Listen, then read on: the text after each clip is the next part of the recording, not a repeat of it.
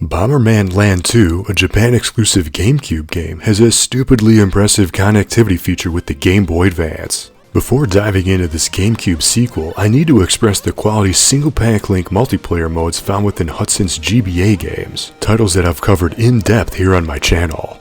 Bomberman Tournament and the two Bomberman Jetters games feature some of the best, if not the best, one-cartridge multiplayer mode on GBA. I mention this because Hudson has extended their mastery of the no-cartridge Game Boy Advance connectivity feature here with Bomberman Land 2. There's an insane amount of content here, and it isn't hard to see that the devs poured their hearts into this one. Okay, so what's the big deal with Bomberman Land 2 and this GBA linking feature? If you fumble your way around the Japanese menus, you will eventually find this Cube-to-GBA linking icon. Within this menu are 10, count them 10 minigames that can be sent to an empty GBA using the Cube-to-GBA link cable. Granted, each game needs to be installed individually since the GBA only has a tiny amount of RAM, but the devs were sure to use every byte of space with these guys. There's a lot here, but stick with me because I need to explain these single-player minigames before I can demonstrate the thoughtfully considerate multiplayer component.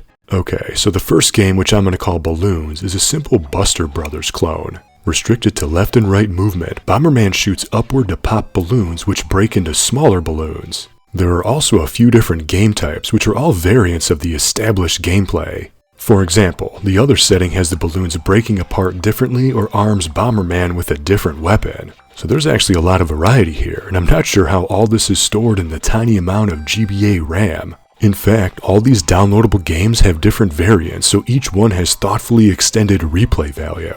The second downloadable game is one of the worst. Using a mallet, the player must swing the hammer with specific strength to knock out certain blocks. But I couldn't figure out exactly what to do and I kept losing. To me, this game only caused frustration and is skippable. The third game has the player guiding colored bombs to their respective exit points. Button taps adjust the pathway of the conveyor belt and you don't want to send the black bomb into the red exit, for example. One mistake and it's game over. There are a few variations too, each more complex than the last. And this one sort of reminds me of a Game & Watch style game. I wouldn't say it's the best game, but it isn't terrible. The fourth game is the only game with English letters on the download menu, but it's basically a Frogger clone in which Bomberman needs to leap from log to log to collect coins for points. It's a little confusing because you can jump from left to right, but you can only move to the log above you if they're directly touching. There's no way to jump northward, which takes a little time to learn, but this game isn't so bad.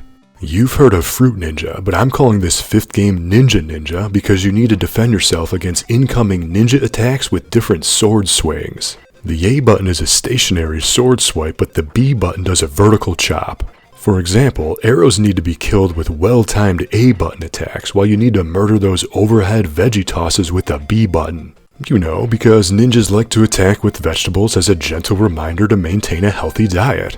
Sometimes bombs come flying at you, which you need to dodge, as well as coins that you don't want to attack, because no one wants to hurt money, but this game is pretty fun for a few rounds.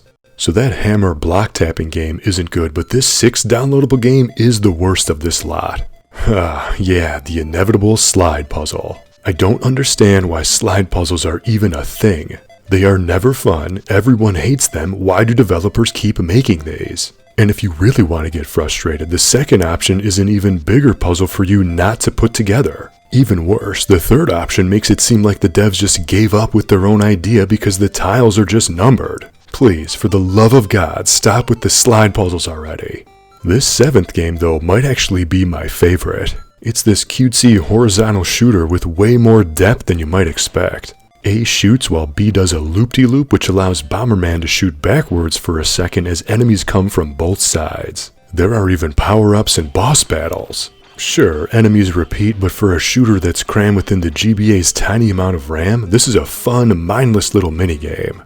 Have you ever played the board game Mastermind, where you need to guess the combination of colored pieces before you run out of turns? Well, this eighth game is that, just with colored Bomberman bombs. The different variants add to the combination amounts too. I feel like this one is cool that it's here, but it's one of those games that you're gonna like it or you don't.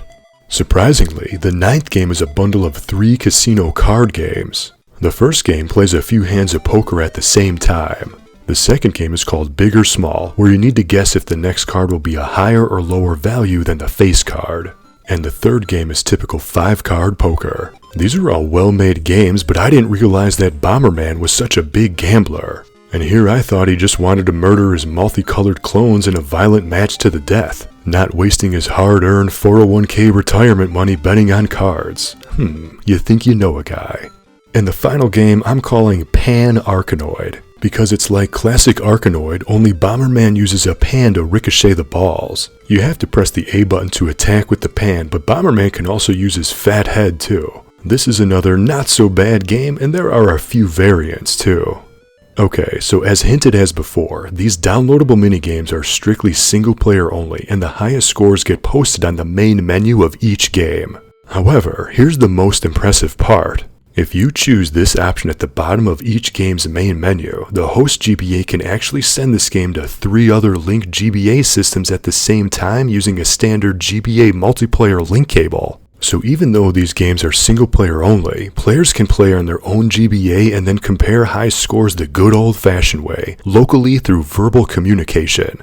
If you think about it, you and your friends were just playing the Cube multiplayer games, so you're already in the same room together. But now you can extend the mock multiplayer mayhem by playing these charming little minigames on your GBAs. Bomberman Land 2 already has a lot of content, including a single-player RPG-like campaign, typical Bomberman deathmatch, there's a kart racing game for some reason, there's a puzzle game, and even a roguelike. But by including optional handheld downloadable games, the amount of content skyrockets to impressive levels. Hudson made 10 exclusive minigames that are not playable anywhere else. 10. Even if they just included the Buster Brothers clone, that would have been cool by itself. But no, they wanted to pack this game with more games.